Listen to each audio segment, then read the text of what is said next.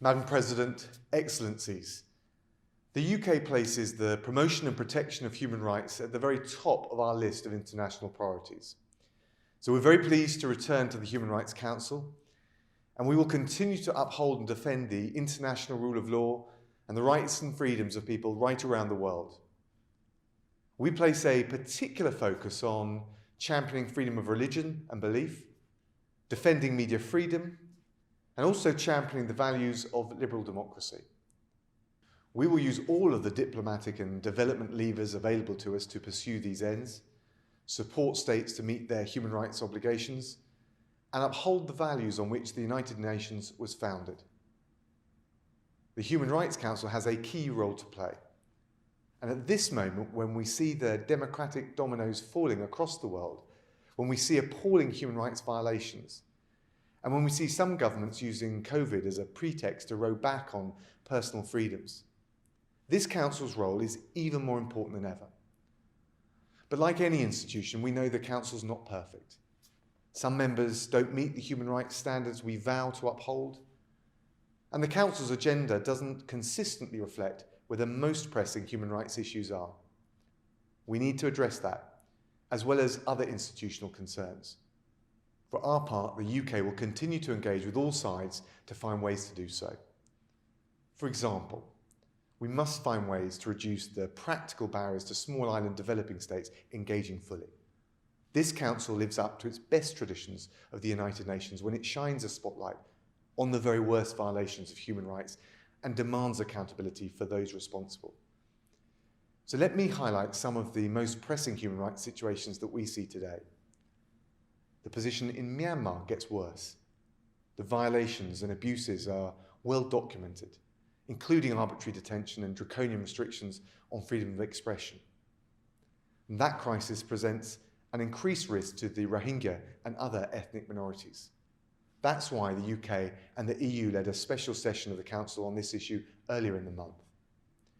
It resulted in a consensus resolution demonstrating the strength of feeling in the Council about the actions of the military. The UK has also led strong statements from the G7 and the UN Security Council condemning the situation. The UK is sanctioning individuals for serious human rights violations that took place during the coup. The military must step aside, civilian leaders must be released, and the democratic wishes of the people of Myanmar must be respected.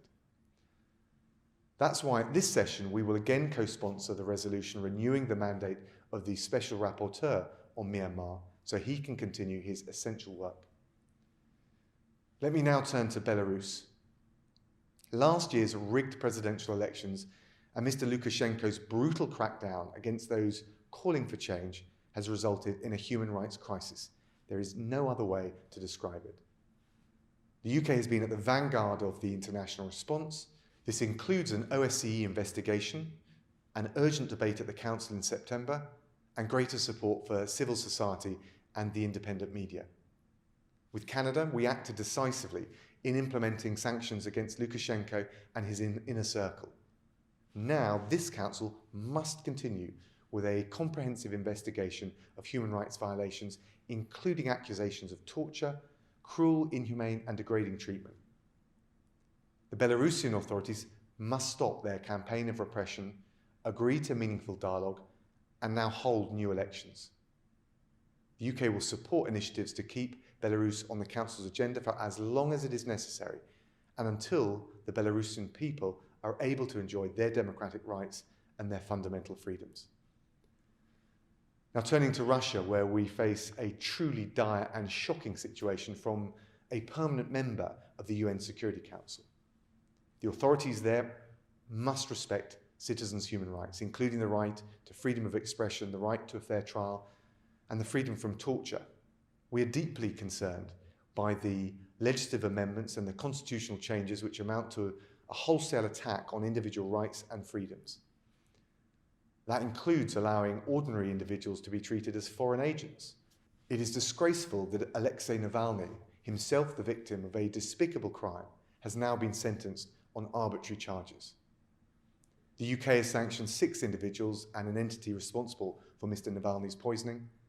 His treatment and the violence inflicted on peaceful protesters can only further reinforce the world's concerns that Russia is failing to meet its international obligations. We've made our concerns clear here in this Council, as well as at the G7, at the OSCE and in the Council of Europe.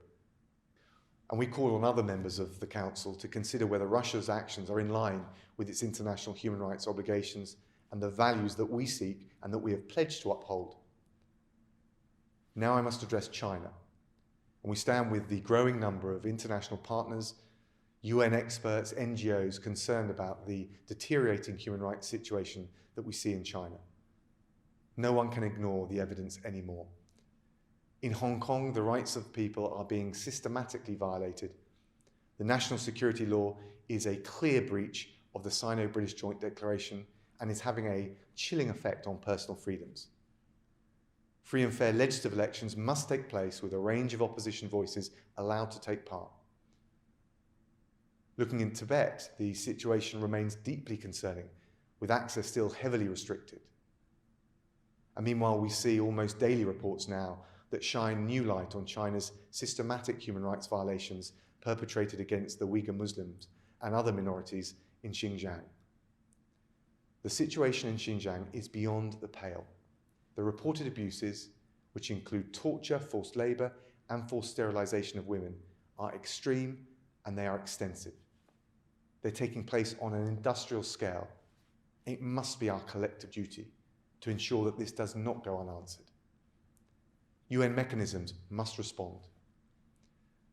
The UN High Commissioner for Human Rights or another independent fact-finding expert must, and I repeat, must, be given urgent and unfettered access to Xinjiang.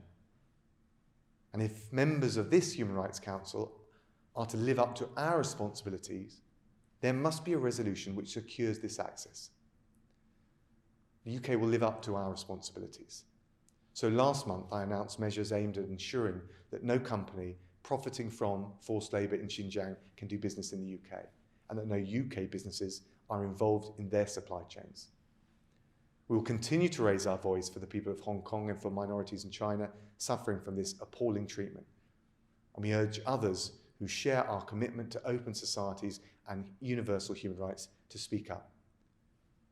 Finally, we will continue to lead action in this Council on Syria, as we do at each session, on South Sudan, and on Sri Lanka, where we will present a new resolution to maintain the focus on reconciliation and on accountability.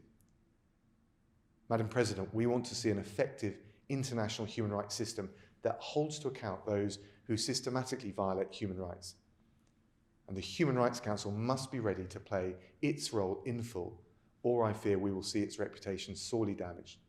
The UK wants the Council to succeed, and we will work with our international partners.